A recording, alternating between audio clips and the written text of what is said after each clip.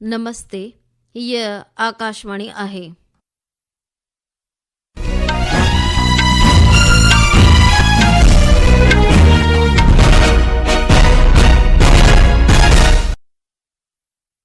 हाणे तव्हां पिंकी बिलाणी खां ख़बरूं ॿुधंदा। सभ खां पहिरीं ख़ासि ख़बरूं। प्रधानमंत्री नरेंद्र मोदी कल्ह ॾखण अफ्रीका जे जोहानिसबर्ग में G20 नेताउनि जे शिखर सम्मेलन जे पहिरें विश्व जे विकास जे मक़सद सां 6 नयनि शुरूआतुनि जो सुझाव रखियो। भारत, ऑस्ट्रेलिया ऐं कैनेडा उभरंदड़ टेक्नोलॉजियुनि में सहकार वधाइण वास्ते त्रिपख संरचना ऑस्ट्रेलिया कैनेडा भारत तकनीक ऐं नवाचार ACITI भाङे भाईवारीअ जी पधिराई कई आहे।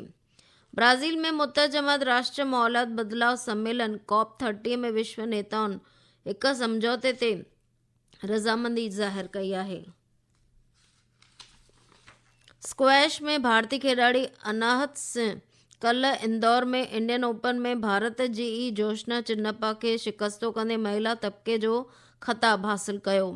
बैडमिंटन में अॼु फाइनल मुक़ाबले में लक्ष्य सेन जो मुक़ाबलो जापान जे यूशी तनाका सां थींदो। हाणे ख़बरूं तफ़सीलवार ॿुधंदा।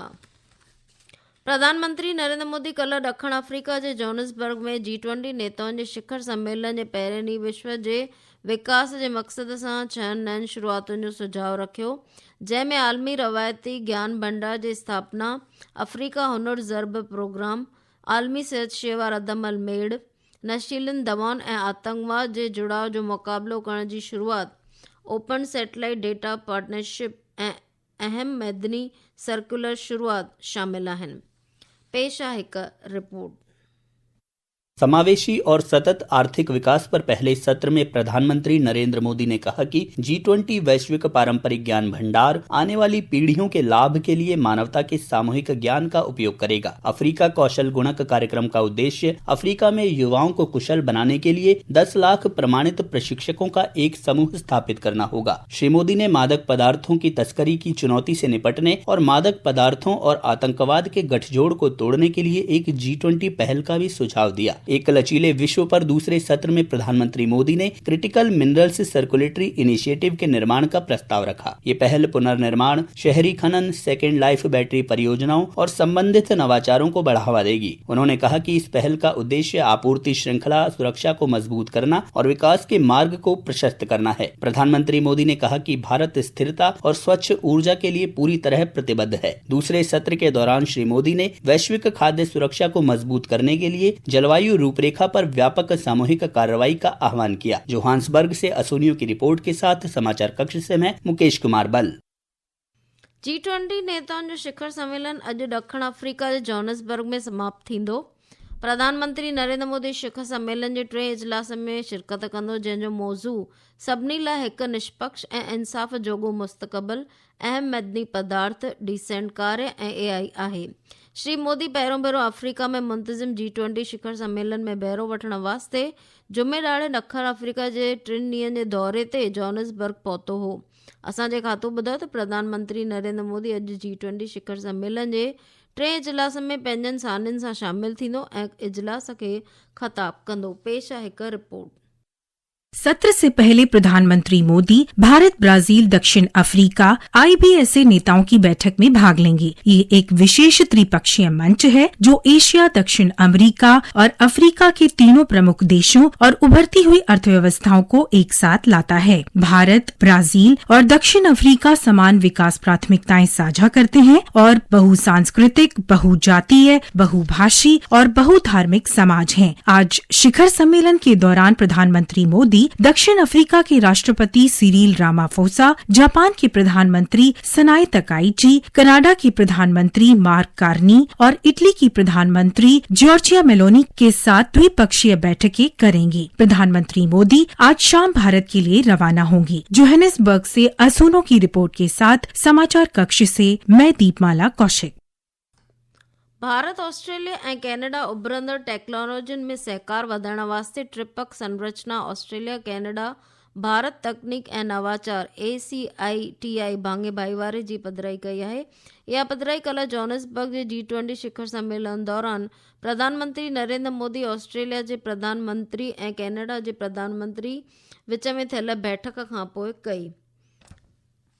ब्राज़ील में मुतजमत राष्ट्र माहौलियात बदिलाव सम्मेलन COP30 में विश्व नेताउनि हिकु समझौते ते रज़ामंदी ज़ाहिर कई आहे, जंहिंजो मक़सदु माहौलियात बदिलाव संकट जो हल कढणु आहे, पर समझौते में माहौलियात बदिलाव वास्ते ज़िम्मेवार जीवाश्म ॿारण पदार्थ खे तबकेवार नमूने समाप्त करण जी कंहिं पिणु रूपरेखा जो ज़िक्र कोन कयो वियो आहे। कल्ह राति ताईं जारी रहियल ॻाल्हि ॿोल्हि बैदि हिन समझौते मसौदे खे मंज़ूरी ॾिनी वई। ही ख़बरूं तव्हां आकाशवाणीअ तां ॿुधी रहिया आहियो। ही ख़बरूं तव्हीं असांजे YouTube channel air news Gujarat ते पिणु ॿुधी सघो था। वधीक ख़बरुनि जी तफ़सील वास्ते तव्हां असांजी वेबसाइट newsonair.gov.in खे फॉलो करे सघो था। 56 भारतीय अंतर्राष्ट्रीय फिल्म महोत्सव इफ्फी जे चौथे ॾींहुं अॼु बि गोवा में सिनेमा प्रतिभा ऐं आलमी भाङे भाईवारी जो अद्भुत संगम ॾिसण लाइ मिलंदो। पेश आहे हिन आयोजन में मौजूद खातूअ जी हिकु रिपोर्ट।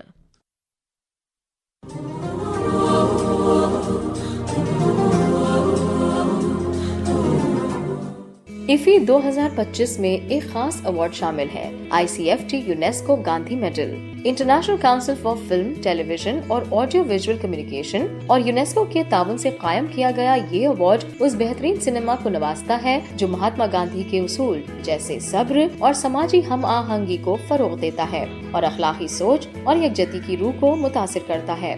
इस साल अनुपम खेर की फिल्म तन्वी द ग्रेट इस मुअज़्ज़िज़ एजाज की दौड़ में शामिल फिल्मों में से एक है। फिल्म की दिल्ली सरकार ख़ानगी दफ़्तरनि वास्ते हिकु सलाह जारी कई आहे, जंहिंमें चयो वियो आहे त उहे 50% अफ़रादी क़ौत गुंजाइश सां कमु कनि। हवा जी ख़ासियत इंतिज़ाम कमीशन जे हुकुम मुताबिक़ एहतियाती तौर ते इहो क़दम खंयो वियो आहे। दिल्ली जे पर्यावरण मंत्री मनजिंदर सिंह सिरसा मुताबिक़ ग्रैप जे 3 तबके जे तहत सरकार अवामी सिहत ऐं हवा जी ख़ासियत जी हिफ़ाज़त ते ध्यानु मरकोज़ कंदी।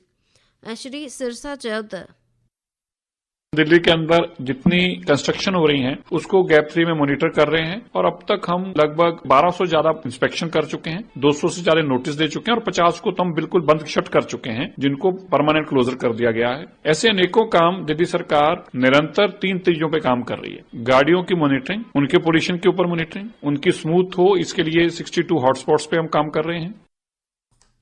स्क्वैश में भारतीय खिलाड़ी अनाहत सिंह कल इंदौर में इंडियन ओपन में भारत जी जोशना चिन्नप्पा खे शिकस्त कंदे महिला तबके जो ख़िताब हासिल कयो। अव्वल जॻह हासिल कयल भारत जी नंबर 1 महिला स्क्वैश खिलाड़ी अनाहत जोशना खे 54 मिंटनि में 3-2 सां शिकस्त कंदे फाइनल खटियो। बैडमिंटन में भारतीय शटलर लक्ष्य सेन ऑस्ट्रेलियन ओपन जे पुरुष हेकल फाइनल में जाइ बणाए वरिती आहे। लक्ष्य सेन अॼु फाइनल मुक़ाबले में जापान जे यूशी तनाका सां खेॾंदो। क्वार्टर फाइनल में भारत जी आयुष शेट्टी खे हाराइण खां पोइ लक्ष्य सेन इन चटाभेटी में वाहिद भारतीय शटलर आहे। आख़िर में मुख्य ख़बरूं हिकु दफ़ो ॿीहर ॿुधंदा। प्रधानमंत्री नरेंद्र मोदी कल्ह ॾखण अफ्रीका जे जोहानिसबर्ग में G20 नेताउनि जे शिखर सम्मेलन पहिरें ॾींहुं विश्व जे विकास जे मक़सद सां 6 नयुनि शुरूआतुनि जो सुझाव रखियो। भारत, ऑस्ट्रेलिया ऐं कैनेडा उभरंदड़ टेक्नोलॉजियुनि में सहकार वधाइण वास्ते त्रिपक संरचना ऑस्ट्रेलिया कैनेडा भारत तकनीक ऐं नवाचार ACITI भाङे भाईवारी जी पधिराई कई। ब्राज़ील में मुतजमत राष्ट्र माहौलियात बदिलाव सम्मेलन COP30 में विश्व नेताउनि हिकु समझौते ते रज़ामंदी ज़ाहिर कई। स्क्वैश में भारतीय खिलाड़ी अनाहत सिंह कल्ह इंदौर में इंडियन ओपन में भारत जी जोशना चिन्नप्पा खे शिकस्तो कंदे महिला तबके जो ख़िताब हासिल कयो। बैडमिंटन में अॼु फाइनल मुक़ाबले में लक्ष्य सेन जो मुक़ाबलो जापान जे यूशी तनाका सां थींदो। हिते ख़बरूं पूरियूं थियूं। नमस्ते।